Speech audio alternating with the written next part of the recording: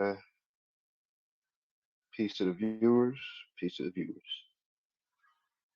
So last class we started with the French Protectorate, right? We went over a series of responses between the French Republic and United States of America, and them trying to discuss what to do with the Moorish subjects and the protégés. So just for a few seconds, we're going to rehash what we talked about, revamp on what we talked about. We discussed that Moorish subjects and protégés are under the jurisdiction of the United States of America, right? We learned that American nationals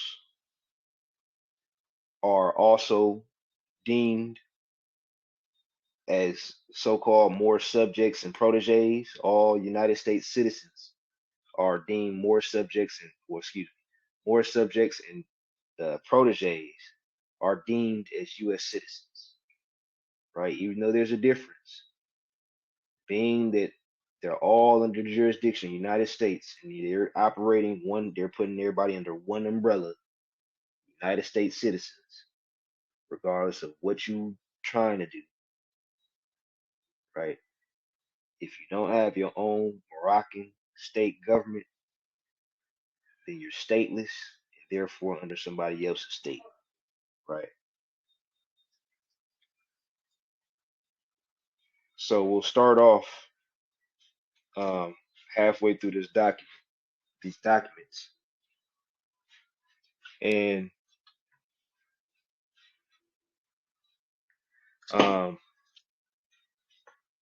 we'll start halfway through these documents and start from not exactly where we left off, but based off of this understanding that we have. So this is the French ambassador to the Secretary of State. It reads, Mr. Secretary of State, referring to the oral communications by which I made known to the Department of State the views of my government in respect to the remarks contained in Your Excellency's note of February 13th last about Morocco, I have the honor to, in compliance with the instructions I have received, to remind you of the high value we should attach to the United States government relinquishing, together with its consular courts, its extraterritorial privileges in the French zone of the Sharifian Empire. Your Excellency's note above mentioned held out the prospect that the United States would accede, I believe we read this, but accede to our request and record its accession in due and proper form, but pointed out a certain number of topics as to which That's favorable my button. I assurances. don't hear anything. Huh? What'd you say? I don't hear anything. It's like going in and out. You said I you don't know can't if hear it's me. anything? Now I can. I know personally, I hear you fine. Might be a personal technical Yeah, issue. that's what I'm thinking. Let me fix I can't this. really understand y'all. I'm not sure if y'all can understand me. I understand you clearly. I can hear you well. I can hear you as well. I hear everyone now. Hold on, there's something wrong with my end, my connection or something. Cause everybody coming off choppy. Just a second.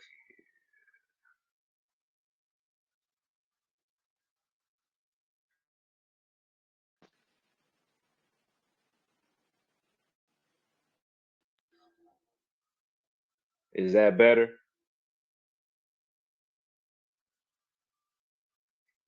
Can you guys hear me? Islam. Okay. Islam. Okay. Not sure what that was about. But let's continue with the reading. If anybody else can't hear me, let me know. Just cut me off and let me know. So it goes to read, as to the matter of, well, let's discuss what we read so far. It was talking about the extraterritorial jurisdiction, the extraterritorial privileges in the French zone of the Sharifian Empire that the United States was having occupation over. So they was controlling the French, they was controlling Moors in the French zone, Sharifian Empire, right? So basically, Moors in the French zones are supposed to be under the protection of the French government. Moorish subjects in general are supposed to be under protection of the French government. But the United States was in the way, saying, no, we are basically the ones deciding what to do with these people or persons, right? Who want to be seen as people or people who are acting like persons. So it goes to say, as to the matter of form, my government wishes me to submit to your excellency the enclosed draft of declaration, which it is opinion fits the situation that is to be cleared. I am told that the declaration has already been signed by the Russian and Spanish governments and that other adhesions are forthcoming. As to the several points mentioned in your excellency's note, I may ask to have already done by word of mouth, assure you that the government of the Republic is quite ready to settle in most friendly spirit the questions of interest in the United States of Morocco that may still be pending. Among these, that the protégés naturally ceases, to be of any practical importance of the powers that agree to recognize our new courts, the tertib tax being, besides, already paid by the foreigners. As to the right of aliens to own real estate, i.e. the colonists that own this land, it has not been restricted, by any Sharifian regulations. So basically, no government, no Sharifian or Moroccan government has not came in to regulate their standpoint with this land. All that has been done was to take a few urgent measures having relation to strategy or prompted by the necessity of checking speculation in land intended for public use. So they basically saying all that has been done for urgent measures, right? Having relation to a strategy. What does this mean? The United Nations, these letters, all of what France has been doing. When they took them to court in 1952, of course, that's later on compared to this document. But they're saying all that has been done was to take certain measures for a strategy that prompted Moors, to check this speculation for public use, right? So the United States of America is telling everybody this is the United States of America, this whole landmass. Using that's how they publicly using this. They're publicly using that platform to exercise all types of things on this landmass, right? So it says the complaint of the vacuum oil company against the customs treatment according to its products had not been brought by the party concerned or the representatives of that country to the notice of my government, which deems its duty in this respect to recall the treaties and force guarantee equal fiscal treatment to all the powers, and that they may be sure that nothing will be overlooked to let their nationals enjoy full benefit of those advantages. So no Moorish government, no representative of a Moorish government of that country or state. Remember, states are countries. So no Moorish government has notified them what they're saying as far as how the nationals can exercise these treaties. It goes to say, my government indulges the hope that under the conditions I have just brought to mind, and in view of its firm intention, and examine a settle examine and settle in an entirely friendly way the few questions yet unsettled which American citizens are interested. Your Excellency will kindly coincide in the views I have just had in the honor to submit to you. Your acceptance of these propositions will be particularly gratifying to the government of the Republic, which would take it as fresh evidence of the traditional friendship existing between our two countries. Um, so the secretary responds to the French ambassador by saying, I have the honor to inform you, Your Excellency, that the department is in receipt of a telegram from the American charge d'affaires at Tangier, stating that the French diplomatic agent in that city, in the name of the French resident general, had requested of him a memorandum of pending and unsettled claims, understanding that this government would not be favorably inclined in recognizing the French Protectorate until the cases were satisfactorily disposed of. The American legation at Tangier has been instructed to submit the proper French authorities a memorandum of all pending American claims in Morocco, and I beg to assure Your Excellency that a satisfactory solution of these cases will greatly aid the government in replying to your note of January 8th, 1913, containing the request of your government for the formal recognition of the Protectorate in Morocco. So far, what the Secretary of State is saying is that they cannot recognize this French Protectorate until things are disposed of as was stated before. They go on to say that basically they're building up to say that, which we'll get into later, that they notice this French Protectorate and these cases must be disposed, but they still put up a fight because why are not more subjects under French protection, right? So they're saying they recognize what must be done in the measurements. They go on to say again that containing the request of the government for the formal recognition of the French Republic in Morocco. So again, they're working as a corporation and they're not operating as the de jure United States of America, right? So for them to send requests, i.e., etc., right, they would actually have to be in those seats of government, right? So there's many kinks and twists as to how they're trying to get them to do something, how France is trying to get United States of America or United States to do something, right? Because they say they recognize something, etc., etc. But as we further read, how can a government recognize something if they're not in that seat of government, right? So this is what makes right now the so-called term America for sale valid. The Moroccan government, the Moroccan Empire fell, right? And the United States of America is vacant. Therefore, nobody's actually governing this land. In which that's why more state governments can be so easily recognized or acknowledged as a state government. Because if all you have is a corporation at most calling themselves a state, then by law, nobody is truly running this land.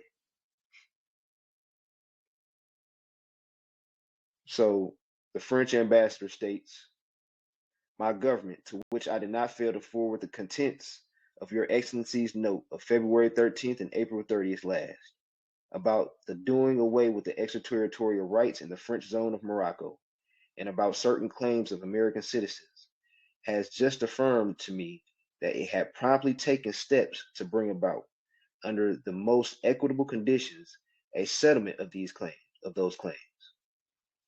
In regards to one of them, that of the Vacuum Oil Company, my government, which had never heard of it, wrote to Morocco to inquire about the grievances the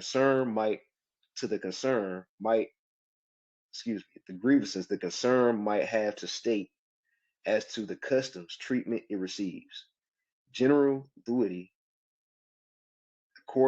accordingly called upon the agent and of the company for explanations. The answer was that he had not the slightest ground for complaint against the customs authorities. So basically, they're trying to get clarity on who owns what, and they said the owner had not the slightest bit complaint against the customs authorities, against what France had to say, right? So we got these companies and corporations in the way. In France, they trying to check things like, you know, all these corporations, it seems to be running things. When you cross the T's and dot the I's, well, there seems to be no problem. So what's the problem, United States? Right? As for the other claims, the instructions sent by your excellencies to the representative of the United States at Tangier have no doubt brought to your knowledge with all the needful explanations that the facts from which those claims may have risen. I beg leave in your connection to refer to the note that I have honor to address to your excellencies on the 22nd ultimo April, in which, while answering the main points mentioned in your note in February 13th, I laid stress on the importance attached to by my government to the government of the United States, earliest possible accession to the request I laid before you. I'm informed by the government that Russia, Spain, and Norway have already renounced their extraterritorial rights by signing a declaration like that enclosed in my above mentioned note. Other accessions are momentarily expected. So Russia, Spain, and Norway already have renounced their extraterritorial rights or jurisdiction in Morocco, leaving the United States having to do so, right? Uh, uh, and so basically what's going on is that when we talking about acceding land and treaties, et cetera, we have to make these declarations. Remember, it says how Spain, Norway, and Russia all made declarations talking about how they're getting rid of their extraterritorial jurisdiction in Morocco. So these are just declarations, right? Then there's later treaties, right? So the United States is saying, look, so far we all heard about the relinquishing of jurisdiction in Morocco by the United States, right? So far they're saying all these other places relinquish jurisdiction, and they're not there, right? So the United States, what you must do is relinquish jurisdiction. What kind of jurisdiction? Consular court jurisdiction, right? So it's a specific type of jurisdiction. They still have a limited jurisdiction, but the jurisdiction that they were forced to relinquish was consular court jurisdiction. So, and we talk about criminal and civil affairs at that point. Okay, we're not talking about what state you belong to or nationality in general. That's a different topic because you're still subjugated at that point. Just because it's consular courts, jurisdiction has been removed doesn't mean you have a government. You can enforce your laws and all that type of stuff because the first thing is you got to establish a state government to do any of that, right? So consular court isn't the whole thing.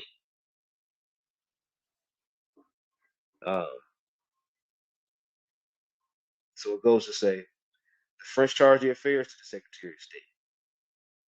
In the course of the negotiations for the suppression of consular courts and the extinction of extraterritorial rights in the French zone of the Sharifian Empire, it was occasionally objected to the representative of the Republic that it was not possible for the powers to take any further responsibility in the fate of the Moorish Protégés.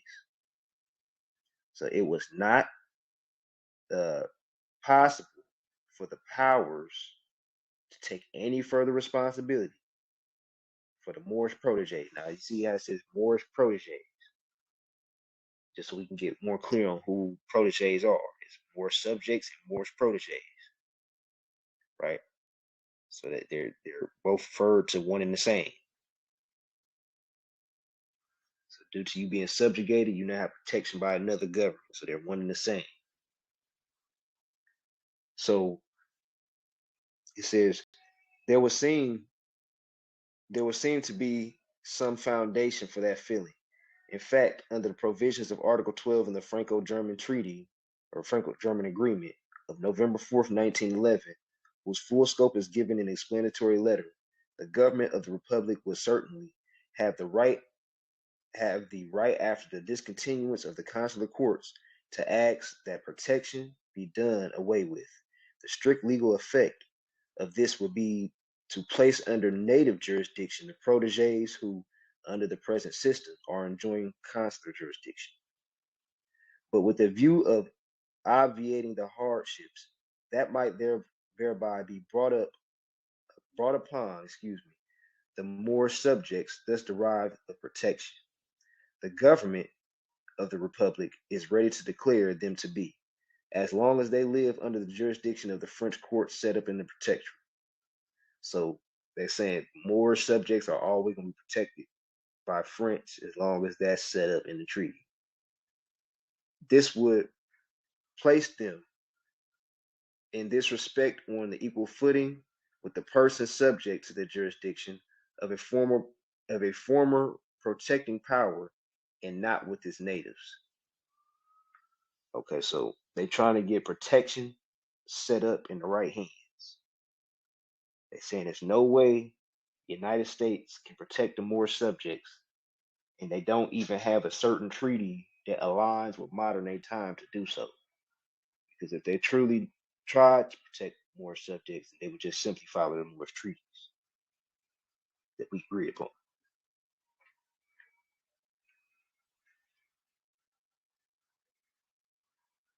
It goes to say, my government authorizes me to take its intentions as to this known to the federal government, being convinced that they are likely to remove any apprehension concerning its proteges, if, after availing its of the rights conferred upon to the existing provisions, the government of the Republic should procure the abolition.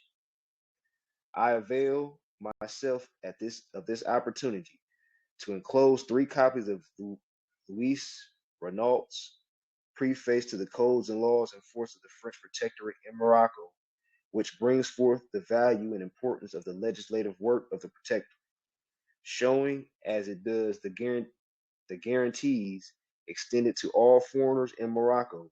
The paper ought to expedite adhesion to a new system out of the part of few powers that have not yet relinquished the exercise of consular jurisdiction. Be pleased. So again, this is 1914, right?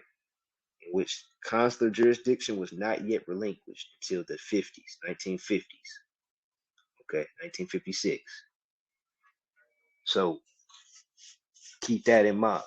We're talking about the relinquishment of consular jurisdiction. This is 1914. Okay, several decades before the 50s. So the French d'Affaires to the Secretary of State.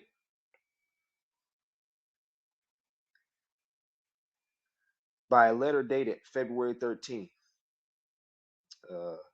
Let's kind of fast forward here. Let's go down to, it says, with the exception of 2 clearly defined cases, the Vacuum Oil Company and the Benatul case, which will be fully explained herein after. The federal government formulates, but does not specify, reservations or demands of a purely general character against the protectorate government. So they're talking about, all these companies, they don't specify their plans, their intentions, etc., their alignments with this protectorate. They're not discussing anything with France. We don't see how they are the ones in charge of anything or in the way of anything. So they calling stuff out. There is no question about the federal government being, as much as any other government, as any other, warranted in watching over the economic rights and interests of Morocco, which, as put by Mr. Bassett Moore, are safeguarded by the treaties concluded between the foreign powers and the Sharifian Empire. But it's equally true that the protectorate government is bent on respecting to the fullest extent, in favor of Americans as well as other foreign citizens or subjects, the principle of economic equality. So right quick, it says, not only does it plan on respecting to a full extent the Americans, right, in favor for the Americans, but also foreign citizens or subjects. So basically, by taking care of the foreign citizens or subjects, Moorish subjects, right, is to then work in alignment with the treaty that the Americans set up with us. So it might not be in favor for them in reality, but at least by law, yes, because that's the treaty they made, right? So if the United States of America agrees to basically follow the treaty, they would agree to put us in our right status, which would eventually, essentially, be the cause for their downfall. So this is counterintelligence going on right here, right? It says the principle being once more evoked, the reservations or claims put forth by the federal government are so general in their character that from the fact that the importance of American interests and the number of persons lying under American jurisdiction appear to be out of proportion to the set reservations and objections offered, the question arises whether Mr. Bassett Moore's letter of February 13, 1914 is not aiming after all while the federal government expresses itself in favor of the reforms, to reopen the question of the very principle of the protection of the protectorate regulation powers. As a matter of fact, it does not seem possible to maintain the protests that have been made against the protector government upon careful examination of every one of the questions presented. As regards to the contemplated martial law in cases of contraband of arms, the matter having been settled by dropping the subject need not to be brought up anew. The federal government statement about protection leads one to believe that the meaning and scope of the protectorate's intention have been misunderstood. So they're saying that, maybe your federal government, because y'all not complying right, maybe y'all just got it misunderstood. Maybe that's not why y'all complying how y'all supposed to. Indeed, it never has heretofore our intention to do away with protection, but we meant merely to stop its improper use through revision of the list jointly with the delegate of every legation concerned. Provision, furthermore, for such revision was made in the Franco-German Treaty, to which the government of the United States gave its adhesion. It is important, however, to take notice of Mr. Bassett Moore's assertion that the choice of the American protégés rests ultimately with the government of the United States. So that's what they said, right? The choice of the American protégés, i.e., the Moorish subjects and Moorish protégés, rests ultimately upon the government of the United States. Basically, saying Moors got to go to the United States, right? He put that in quotation, right? So they said, for the right to choose can only be expressed within the limits wherein it conforms to the treaties of the provisions with the Moxon may remind the powers concerned in order to obtain the return or enforcement to those conventions. So everything that we have to do is in the treaties, as they say. And they're saying the Moxon, which is the Moorish government, right? The Moxon has to remind the powers. in order to return to the enforcement of those conventions. So in order to return to our state of when we was rocking with the treaties, enforcing treaties, all that type of stuff, the Moxon or Moorish government has to remind the powers in the proper way. By that, I mean follow instructions or treat. So, real quick, does anybody have anything to say? Any questions, comments, concerns before we continue?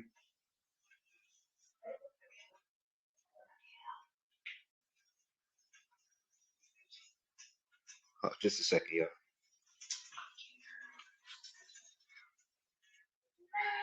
yeah.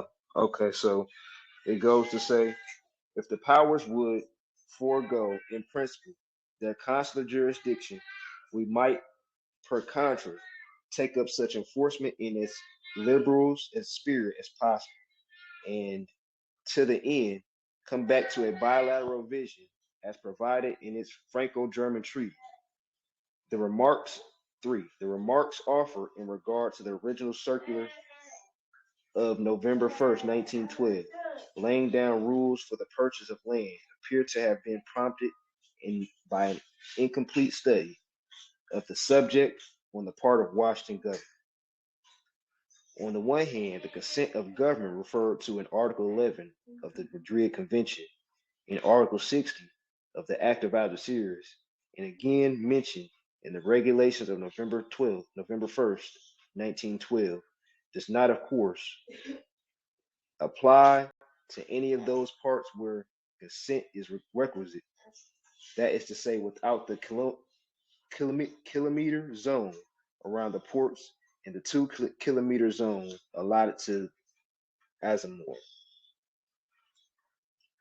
On the other hand, the circular of November 1st, 1912 cannot apply to the Tangier territory specifically referred in the American memorandum, since Tangier and its purlieus do not come under the regulations decreed in the Protectorate.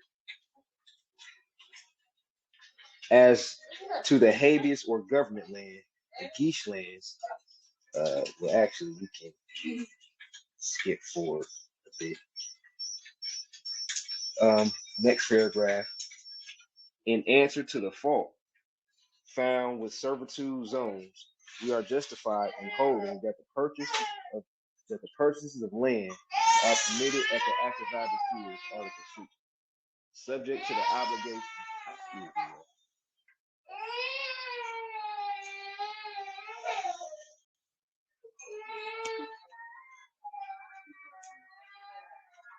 Okay. It says, let's see, permitted by the Act of Algeciras, Article 60, subject to the obligation placed on the purchaser to conform to the laws and usages of the country.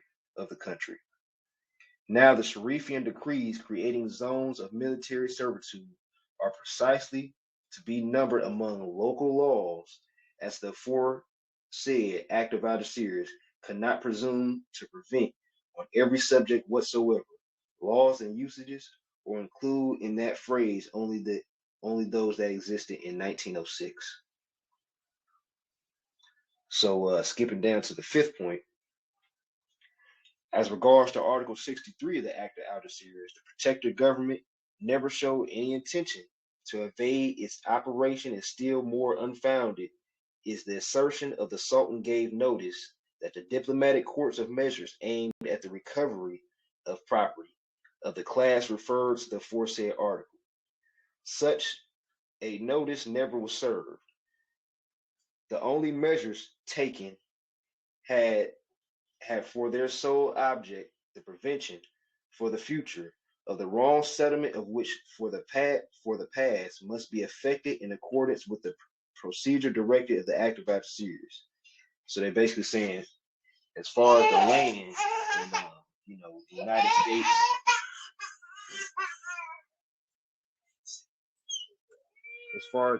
States, pretty much taking over the land unlawfully, everything is in the active adjectives as far as what we must do to get it back.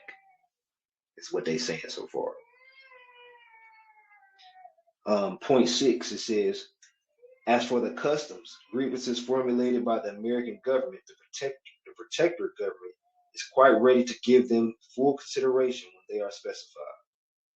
So they're saying that for France, right, who was one of the big five in the United Nations, France is ready to give them full consideration on what to do, right? So they basically ready for the United States to get out of here as soon as they can further tell them, enforce that. So this is what the United Nations. France has a big part in the United Nations. This lets you know right now the type of support, right, that we have with our counterintelligence.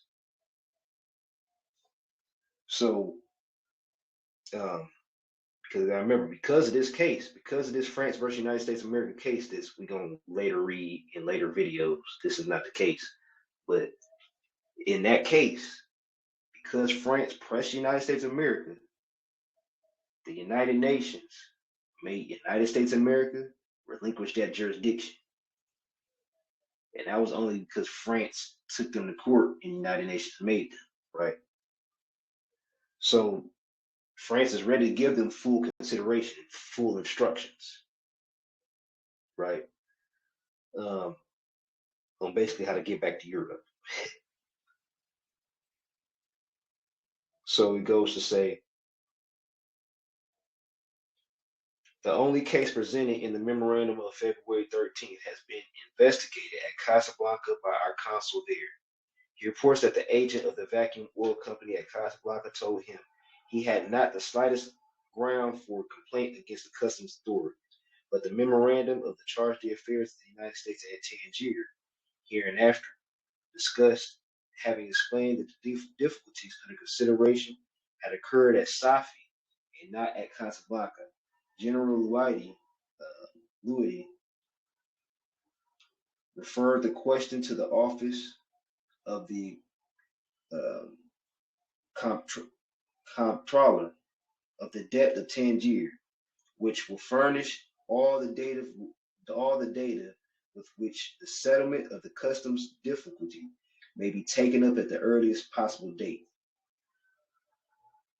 Okay, and a few more pages here.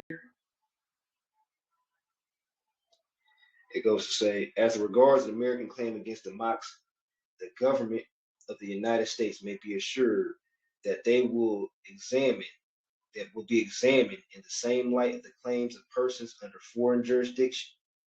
Those already passed upon the Commission of 1910 will be paid in total to the beneficiaries of the funds in the loan that had just been voted. 8. As of the Benatul case, our agency at Tangier gives me the following information confirmed by Mr. Phillips, our consul at Tangier. It agrees with the information supplied by the Washington government.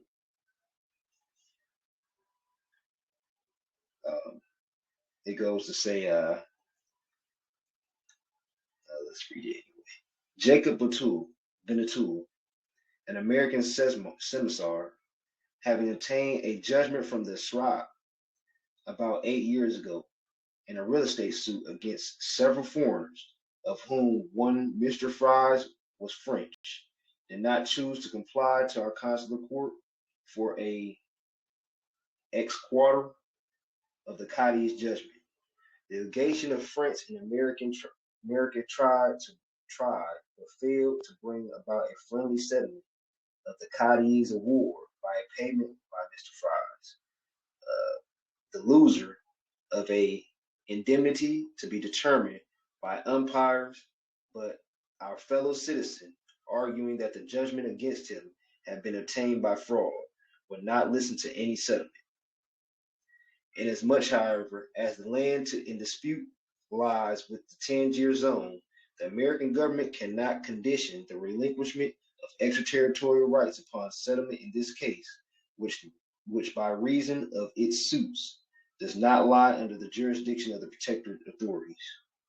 So the United States of America can't do nothing about them, their rights being relinquished, right? That extraterritorial jurisdiction being relinquished, the United States cannot do anything about it because it's not in their treaties to even do that, to be moving with such sovereignty so forth. It says, in order to arrive at the most precise knowledge, if possible, of what is asked of us, our agency at Tangier has been instructed to apply to the charge d'affaires of the United States for such information as he possesses about the American claims that the government of the United States wish to have settled before recognizing our courts in Morocco. Mr. Blake's memorandum, under date of May 7th, sent in reply to our charge d'affaires compromises 14 claims, but 7 of these may be even now stricken out. The first 5, including the Betuli case, belong in Tangier, and the other 2 in El Khazar and Larache. They therefore do not come by reason of their suits under the jurisdiction of the Protectorate and cannot be brought into discussion of relinquished extraterritorial rights in French zone. As of the 7 claims, they are all routine cases, and most of them are judicial in nature. They do not offer either their character or their importance a class of litigation which may afford ground for the United States for further postponing the relinquishment of extraterritorial jurisdiction and right and privileges. So they're basically saying all these cases don't really hit the source. All these cases don't show protection.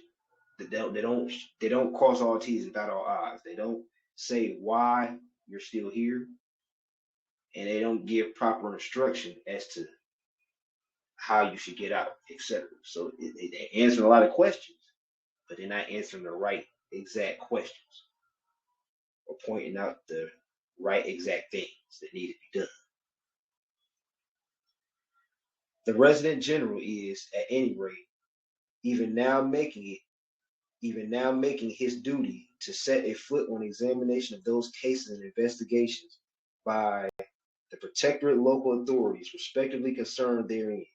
But these cases apparently are not such as to warrant opposition.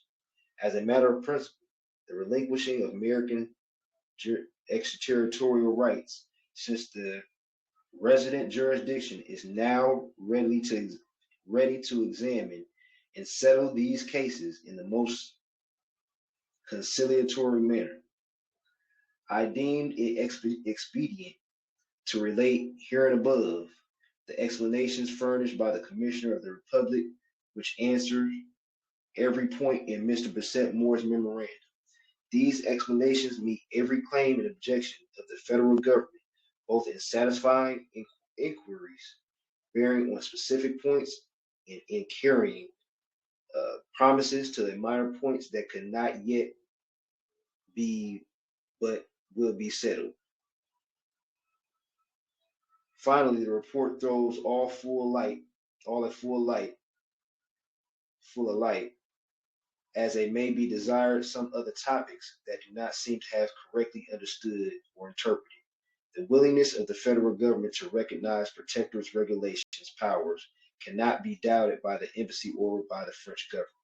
I am convinced that Your Excellency will find the foregoing explanations all the palliations you may wish for, and I have no doubt that you will, as has already been done by most of the powers, agree to forego the benefits of extraterritoriality in the French zone of Sharifian Empire and accept to place persons subject to American jurisdiction under that of our courts.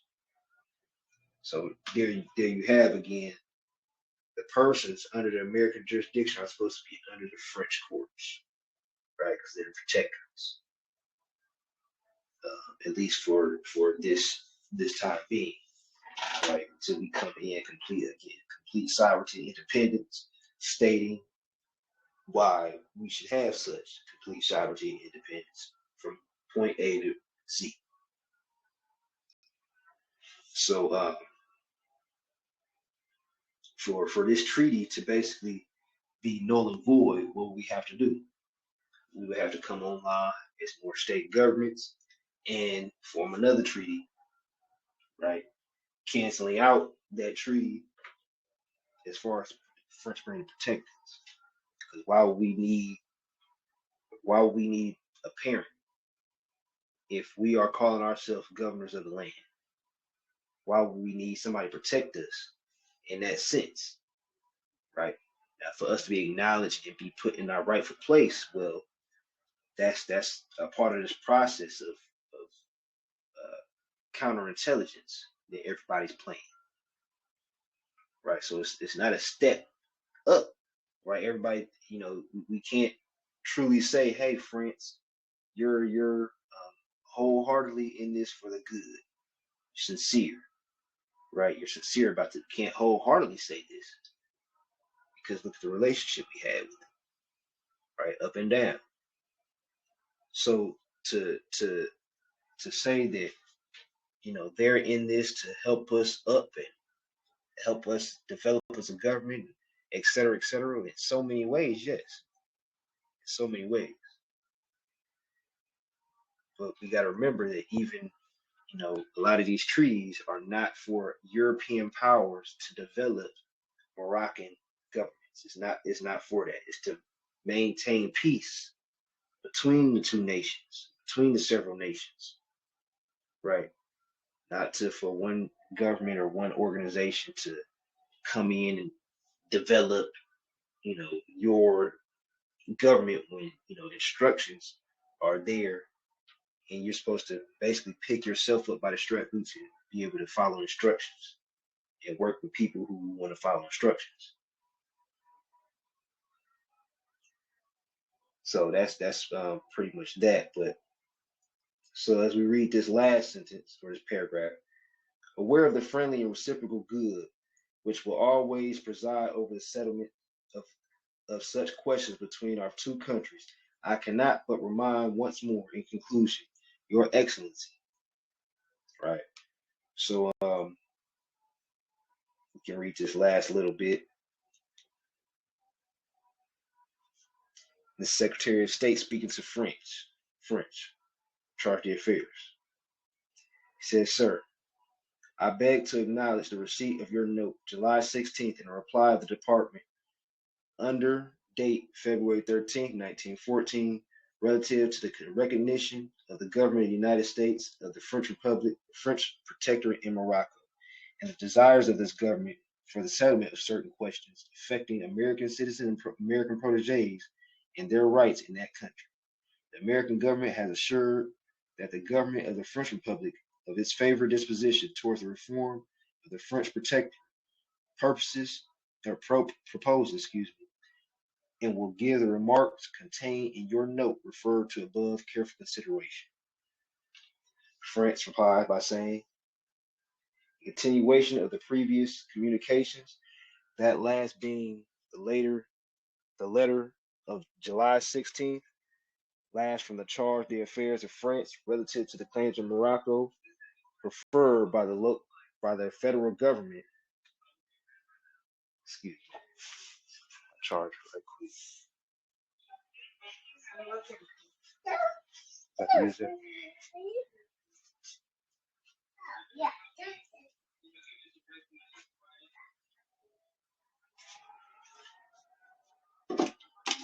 Okay, so it goes to say, claims in Morocco preferred by the federal government, which it thought had better be settled before extraterritorial rights were relinquished. I have the honor to inform Your Excellency that the result of the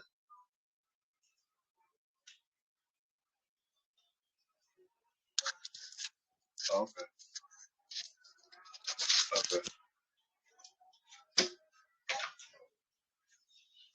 Just a second.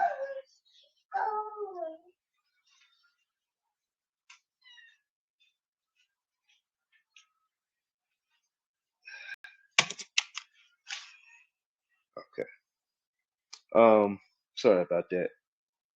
So it goes to say, um, I have the honor to inform Your Excellency that the result of the latest inquiries prescribed by my government concerning those claims has just been made known to me, and I deem it my duty to impart it to you as follows. First, in regard of the Worshkel case, actually, kind of skip down to here. It says, second, in regard to the vacuum oil company's claim touching some land it purchased from the Bin Sauda, in which it is said that the Moorish authorities will not allow to be sold because the land being Habu property. The legation of the United States declared in a memorandum of the case it cannot consider any settlement bearing on Habu property to be applicable to its citizens and protégés before the forms required by Article 63 of the Act of Algeciras have been complied with. But in the opinion of the government of the Republic, the treaties of 1880 and 1906, which is the Treaty of Madrid and Act of Algeciras, cannot bar the Sharifian government from amending or perfecting thereafter the laws and regulations existing at the time of the signature of those treaties. Article 63, cited by the legation of the United States, can hardly be invoked in the particular case. It deals with the examination of titles and Habu property occupied under certain conditions by foreigners in 1906. In the present case is that of land purchased in 1913 by the Vacuum Oil Company, upon which there seems to lie certain Habu rights. It can hardly be doubted under the circumstances that the case in the dispute is that of a land transaction, which if it does not partially or wholly concern the Habu administration, must be settled proper regard to the existing regulations governing Habu cases. So, just like with us, they're saying that if there's no Habu administration or Moorish administration, right, then it says it must be settled properly with regard to the existing regulations concerning Habu cases. So since we don't have a government in Habu administration, they didn't have a government, right? It's to be settled by the rights that's been aligned in treaties. So since we didn't have a government and ours was falling, France became the power of attorney or the protectorates over Moorish affairs, right? In 1912. And that's how things are supposed to be governed from that next standpoint. So it exists. The protectorate government has nevertheless asked the Habu Department to institute a thorough investigation of the case, and the legation of the United States has been so informed.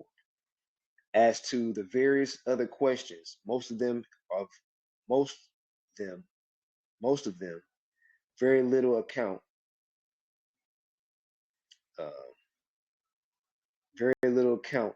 Loss of an ox in 1911, the Patil case, which can only be settled in accordance with the existing law. Theft, the existence of which is not admitted, supposed to be committed to the detriment of the American citizen, a money changer by trade, bearing the name Muhammad bin Ali, bags of sugar, 10 in number, lost at La Roche, that is to say the Spanish zone, etc. The acting agent, okay, I'm going to read that sentence over.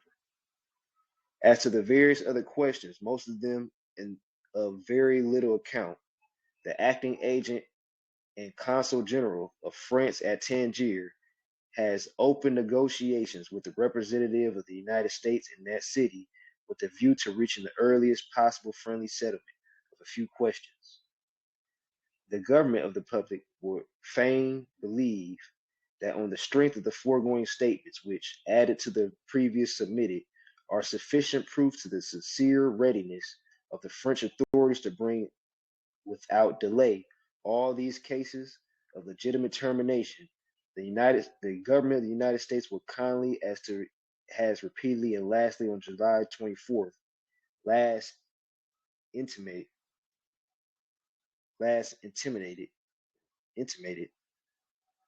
on the embassy make a favorable answer to the request. I have the honor to present as early as last year, and to the effect of the government of the United States agrees, it has already been done by several European governments, to the abrogation, so far as it concerns, of the capitulations of Morocco, wherever the government of the Republic has organized French courts. So that last sentence is important. It's important. And I'm gonna read it again, even though it's a long sentence. But it goes to say, I'm gonna start halfway through the paragraph. It says, the government of the United States will kindly, as it has already repeatedly and lastly on July 24th, last intimated to the embassy, make a favorable answer to the request I had the honor to present as early as last year, to the effect on the government of the United States agrees, and has already been done by several European governments, to the abrogation, so far as it concerns, the capitulations in Morocco, wherever the government of the Republic has organized French courts. So what does this mean? Capitulation regime. What's capitulation? Right? That's what it's talking about. Capitulations in Morocco, wherever the government of the Republic has organized French courts. So let's look up this term, capitulation regime, right quick.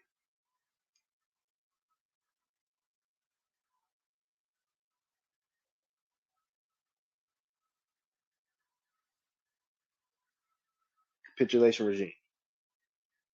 Capitulation is a treaty or unilateral contract by which a sovereign state relinquishes jurisdiction within its borders over subjects of a foreign state. Okay. So a treaty or a unilateral contract, right? A unilateral contract. This is by way of force. United Nations forcefully telling the United States of America what to do, right? Making this a one-sided thing. A unilateral contract by which a sovereign state relinquishes jurisdiction within the borders over the subjects of a foreign state. A foreign state. So the state doesn't die, right? The Moroccan Empire, it's just been dormant, right? It's just been asleep, put in a coma. It doesn't die. It's like saying a mental state or spirit, like it dies in a certain fashion of something that's supposed to be lasting forever. So we got our government that was just basically ransacked. They didn't say, okay, we're shutting down. This is the law. We're shutting down the Moroccan Empire. It's over with. It never went that way. By way of colonization, unlawful acts is the only reason we became dormant. So being that it's still there, we just had to fill our seats. It wasn't dead. The state is still there, that foreign state. So if United States is a foreign state or a foreign government, right? If they're the foreign government that relinquish jurisdiction, consular court jurisdiction over a foreign state, then that means there's still work to do as far as exercising human rights. Because just because they got rid of consular court jurisdiction, don't mean that they got rid of all jurisdiction. No, they still have what's called capitulation regime, right? Because what happened?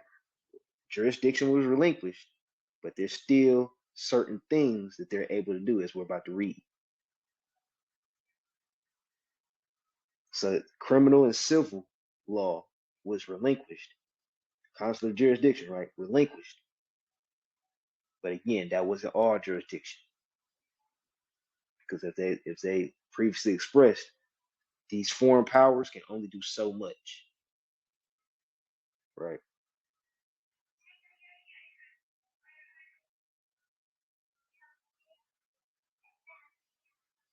So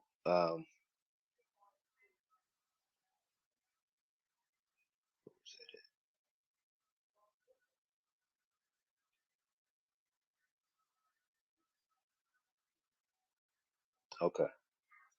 So these last few paragraphs. The charge d'affaires to the Secretary of State. British charge d'affaires informs that owing to Turkish intervention in European war, British government has proclaimed a protectorate over Egypt. A full agreement having been rapidly reached between France, Spain, and Great Britain concerning the international regime of Tangier, Great Britain consents to recognize the French Protectorate in Morocco in exchange for recognition of British protection in Egypt. British legation here will be immediately suppressed by the British charge d'affaires will be appointed diplomatic agent and consular general. The question of the suppression of the capitulations in the two countries is reserved for ulterior discussions and forms no part of the present misunderstanding. Italian, Spanish, and our own are the only legation remaining. It is possible that the international statutes of Tangier may shortly be presented for the consideration of powers, but their application will likely be deferred until the ending of war, as otherwise the international character of the community will entitle the expelled representatives of Germany and Austria-Hungary to recognize technicalities. In exchange for compensations elsewhere, all the powers with exception of the United States have now recognized the French Protectorate.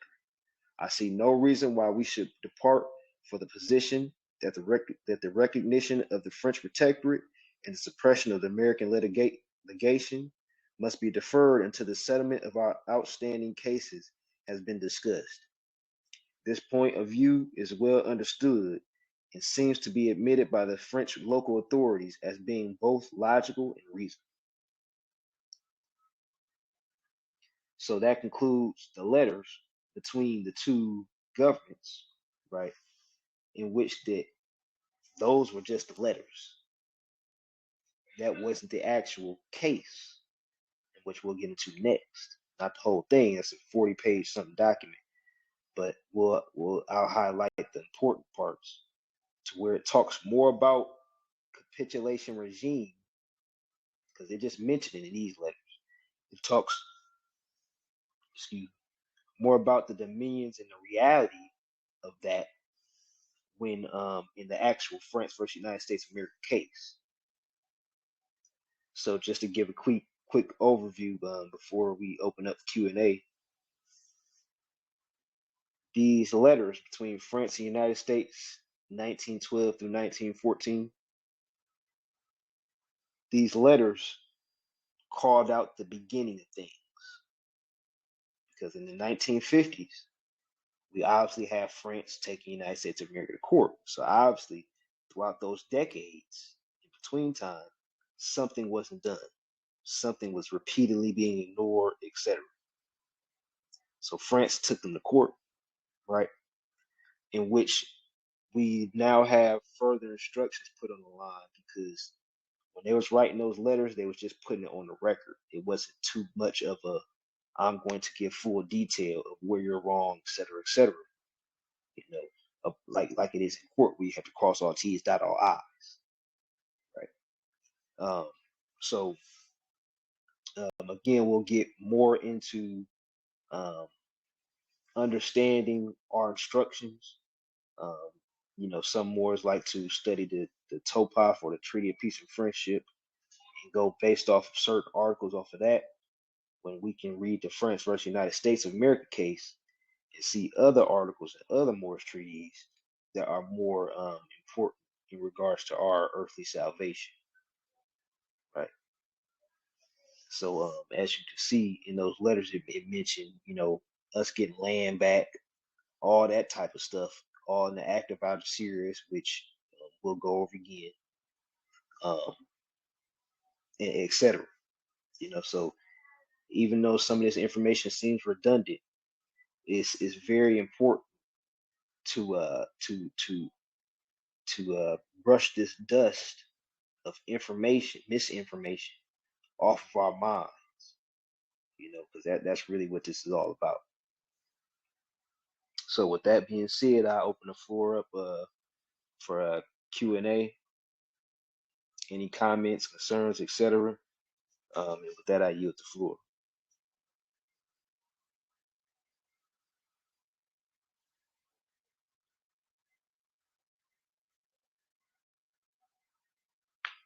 No questions, comments, concerns?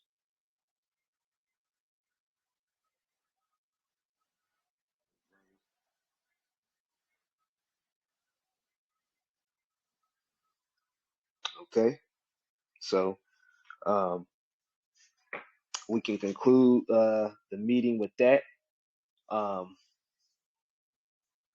as far as that point, before we conclude this whole thing, well, let me actually end this video.